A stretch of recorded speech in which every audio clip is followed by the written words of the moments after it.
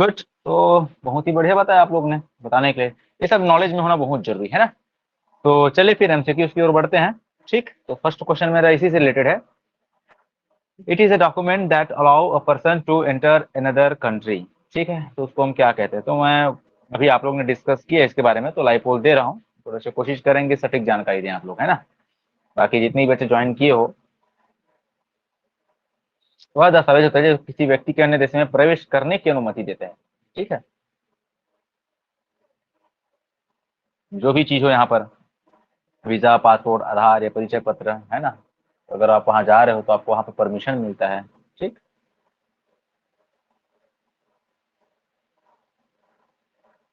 तो ये तो रहा आपका जो फॉरेन पॉलिसीज के जो फर्स्ट पेज में आपको इसके बारे में बताया गया था कि जो विदेश नीति है ना, इसमें पासपोर्ट, वीजा, ये सब चीज की क्यों जरूरत पड़ती है। Good. Option number B A is correct. Actual में वीजा रहेगा, वीजा रहेगा, ठीक है ना, वीजा रहेगा। ठीक। देखो क्वेश्चन में फंस गए। जानकारी आप लोग को सब सही थी, एकदम सटीक थी। ऐसा नहीं है कि आप लोगों को जानकारी नहीं थी, लेकिन सेम सेम क्वेश्चन में आप लोग फंस गए। हो सकता है सेंकर वगैरह भी ऑप्शन रिलेटेड हो। ठीक है, तो थोड़ा सा ध्यान देंगे। मतलब अन्य देश में प्रवेश करने की अनुमति देता है आपको। पासपोर्ट में तो आप चले जाओगे, दिक्कत नहीं है, प्रवेश करने के लिए अनुमति वो दे भी देगा, नहीं देने वाली बात नहीं है एक्चुअल में। लेकिन वो वहाँ की कुछ रूल रेगुलेशन होती है, ठीक है ना। वहां पर आप कुछ समय के लिए बस जाओगे, ऐसा नहीं कि आप परमानेंट जाओगे। वो तो वो क्या करवाता है, आपका वीजा करवाता है। ठीक है, बाकी जो सेकंड क्वेश्चन है, ठीक, ये क्या बोलता है? एक ऐसा डॉक्यूमेंट जिसका इस्तेमाल इंटरनेशनल टूर करने के लिए किया जाता है। अब टूर करने के लिए तो ऐसे ही बता सकते हो। ठीक है, यस सर, क्या होगा पासपोर्ट। इसमें? पासपोर्ट। इसमें ना, passport. Yes yes yes, passport, passport. ठीक है, अब देखो यहाँ पर आप लोग को दोनों का मैं कंफ्यूजन दूर कर देता हूँ, ठीक है ना। प्रवेश करने की अनुमति देता है, ठीक, तो वो वीजा करवाता है। हाँ, अब पासपोर्ट में तो आप चले जाओगे, दिक्कत नहीं है, ठीक है ना। लेकिन साथ में वो पासपोर्ट के साथ ही काम नहीं चलेगा आप लोग को, क्योंकि वो आपका सिर्फ परिचय दिखा रहा है, लेकिन जो परमिशन है वो वीजा होता है। ठीक है, रही बात है इंटरनेशनल टूर करने के लिए किया जाता है, जैसे कि आप लोग जा सकते हो। वैसे कई कई जगह है, कई कई देश है जहाँ पर आप लोग को वीजा की जरूरत नहीं पड़ती है। ठीक है, पासपोर्ट में ही आप जाकर घूम के आ सकते हो। तो ऐसे जगह पर क्या है, आपको को पासपोर्ट ही काम आता है। ओके, थोड़ा सा यहाँ पर ध्यान से देखेंगे ऐसे क्वेश्चन को, हालांकि इतना डिटेल से पूछेगा नहीं वहां पर। तो चलिए फिर अब आते हैं थोड़ा सा नेक्स्ट क्वेश्चन। इधर बढ़ते जाएगा तो फिर उसके बारे में डिस्कस करते जाएंगे। तो यहाँ पर सीधे सी बात है, संविधान की उद्देशिका का पहला शब्द जो लिया गया है ना, आप लोग तो जानते हो हमारे जो yes sir. Preamble yes word जो सर। है ना, वो कौन सा है? तो ठीक है, मैं इसके लिए लाइपोल दे रहा हूँ। शायद एक बार इसको और पूछा गया था मेरे ख्याल से।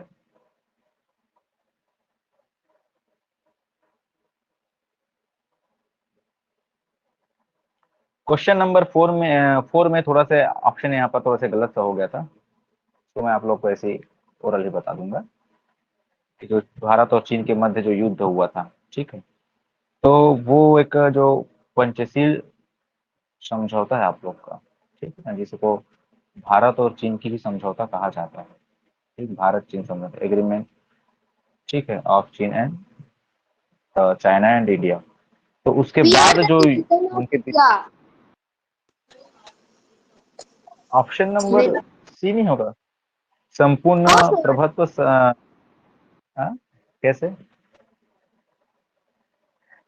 मैंने पूरा लाइन ही लिख दिया यहाँ पर। एक्चुअल में संविधान के उद्देश्य का पहला शब्द हम भारत के नागरिक, हाँ ठीक है, ये पहला शब्द ये कहलाएगा, ठीक है।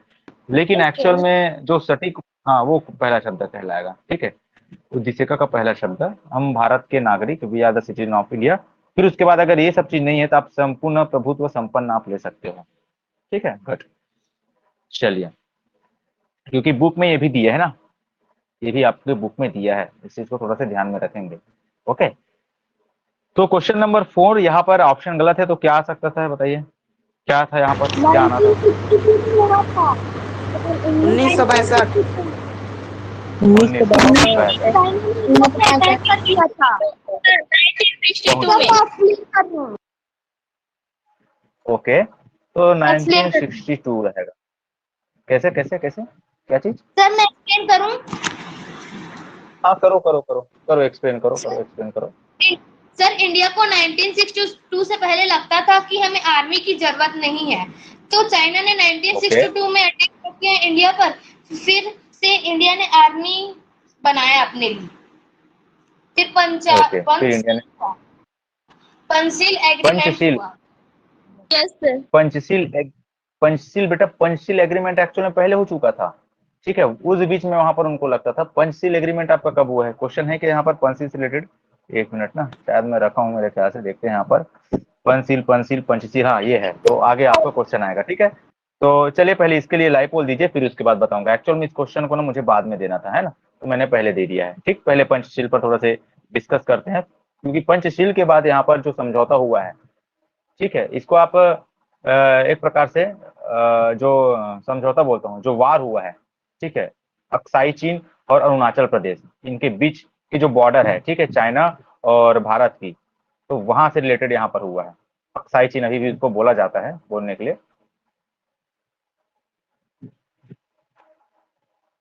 और जो पंचशील की मुद्दे हुई थी वो लगभग 8 साल की हुई, क्योंकि ये 1954 में हुआ था, 1954 में। फिर 8, अगर 1954 में अगर आप जोड़ोगे आप, है ना, तो 1962 हो जाएगा। तो 8 साल के बाद आप, हाँ तिब्बत है, good. Option number A is correct. क्यों? देखो, बांग्लादेश बांग्लादेश और भूटान इसीलिए नहीं होगा क्योंकि देखो तिब्बत किस ओर है, आप थोड़ा सा ध्यान देंगे। जो बांग्लादेश है आपका, ये नॉर्थ ईस्ट में है ना। बांग्लादेश और जो भूटान है नॉर्थ ईस्ट में है ये, ठीक है। लेकिन जो आपका जो तिब्बत है वो किधर है? वो नॉर्थ में है, एकदम नॉर्थ साइड में है। तो नॉर्थ साइड में ही आपका जो पंचशील का, हाँ लद्दाख तरफ है, हाँ अरुणाचल प्रदेश है ना, अरुणाचल प्रदेश या दक्षिण तिब्बत आप बोल सकते हो, ठीक है। तो उस तरफ से वो रिलेट है, ठीक है। तो ऑप्शन नंबर बी और सी तो आएगा नहीं। रही बात इनमें से कोई नहीं, वो तो हर हाल में होगा नहीं, ठीक है। थोड़ा ध्यान देंगे। तो जो पंचशील समझौता हुआ था वो तिब्बत से रिलेटेड था, है ना। क्यों? क्योंकि वो भारत से था और जो अरुणाचल प्रदेश के तरफ आता था, है ना। और अगर रही बात, अगर हम उसकी बात करेंगे तो वो अक्साई चीन था, चाइना की ओर से। तो इसके बाद है नेक्स्ट क्वेश्चन, जब पंचशील समझौता हुआ था तो उस समय हमारे देश के जो प्रधानमंत्री है, प्राइम मिनिस्टर, वो कौन थे? तो इसके लिए भी मैं लाइव बोल दे रहा हूँ, ठीक है।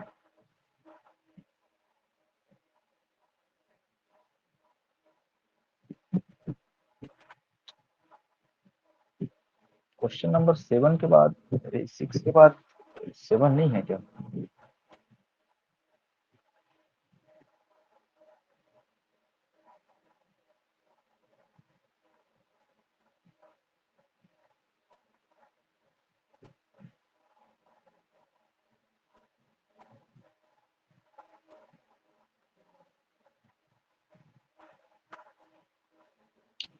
पंडित जवाहरलाल नेहरू। Option number Pandit Jawaharlal Nehru. और इसी को पता है, जब विदेश नीति हुआ था तो उसमें एक विदेश नीति का नाम भी दिया गया था, नेहरूवादी विदेश नीति, ठीक है। जो आपका 1962 में क्वेश्चन नंबर आप 9 में देख सकते हो, है ना। क्वेश्चन नंबर 9 में क्वेश्चन किया गया था। यहाँ पर कोई एक नाम है, चारों ऑप्शन में, 2 ऑप्शन में से, या तो दोनों तीनों चारों ऑप्शन में से कोई एक नाम है यहाँ पर, ठीक है ना। तो उस नाम को ना पंडित जवाहरलाल नेहरू जी के मतलब नाम से भी दिया गया था, जो विदेश नीति था यहाँ पर, ठीक है, जो फॉरेन पॉलिसी थी, तो उनको इसके नाम, वो जो पॉलिसी है इनके नाम पर दिया गया था, ठीक है। तो इसका क्वेश्चन, चलो इसके लिए मैं लाइव बोल देता हूँ, क्वेश्चन नंबर 9 के लिए, ठीक है। तो एक्चुअल में जो आपके बुक में दिया गया है वो किस तरह से फॉरेन पॉलिसी थी, जब 1962 में, है ना, पंचशील का सिद्धांत समझौता हुआ। फिर 8 साल बाद अक्साई चीन और अरुणाचल प्रदेश वाद विवाद में, है ना, मतलब तिब्बत के वाद विवाद में, जब 20 अक्टूबर 1962 को ये इनके बीच में जब वार हुआ था, चाइना और इंडिया के बीच में, ठीक है।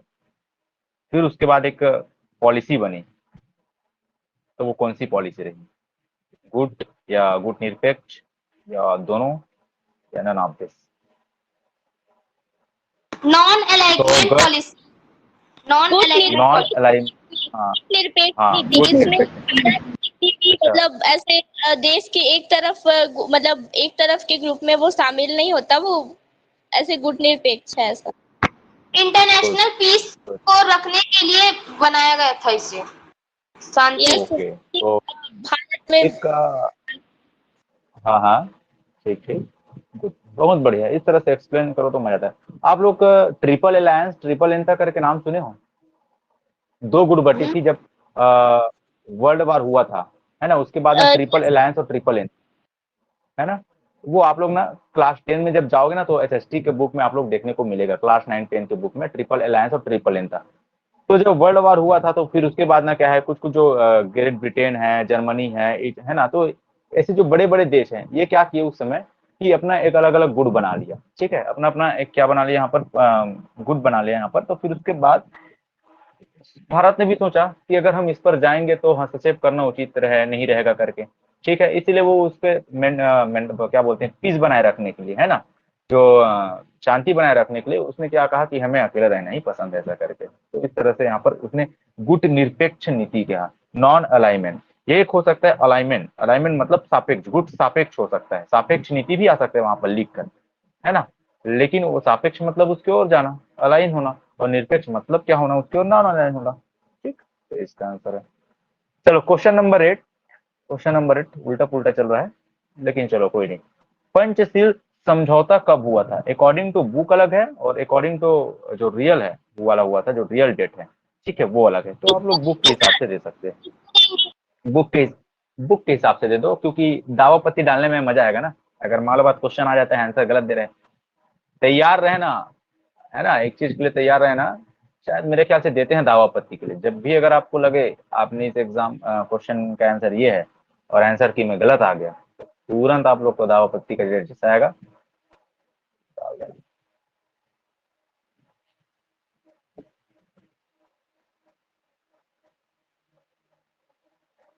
अब समझौता तो 1954 में हुआ था। अब यहाँ पर अलग अलग डेट के साथ मंथ है, डेट भी लगभग सेम है लेकिन मंथ अलग अलग है। कट 1954 ओके, लेकिन जो एक्चुअल में जो गूगल बता रहा है और जो रियल डेट है वो 29 अप्रैल 1954 को हुआ है, ठीक है ना, बस इसको ध्यान में रखेंगे। हाँ ये टेस्ट, हाँ टेस्ट में भी आया था वो, ठीक है। तो ये तो रहा आप लोग का बस भारत की विदेश नीति से संबंधित क्वेश्चन। कुछ ज्यादा क्वेश्चन मैंने नहीं रखा है क्योंकि उतना क्वेश्चन है नहीं यहाँ पर, एक सामान्य से सवाल था बस था। ओके, तो चलिए ठीक, अब आते हैं थोड़ा सा आरटीआई की ओर, right to information. Right to information, इसके बारे में क्या जानते हो बताइए। Right to information, right to information के तहत किसी भी सरकारी काम में हम जान सकते हैं कि क्या काम चल रहा है, कितने रुपए लगे रोड बनने के लिए, जैसे जो मतलब और ऑफिसर को वो 10 दिया जा 15 रहा है, का जानकारी देना पड़ेगा। अगर नहीं देगा को उसका मतलब फाइन देना पड़ेगा। Good good. और फाइन कितना है, फाइन कितना है? 250 रुपीज,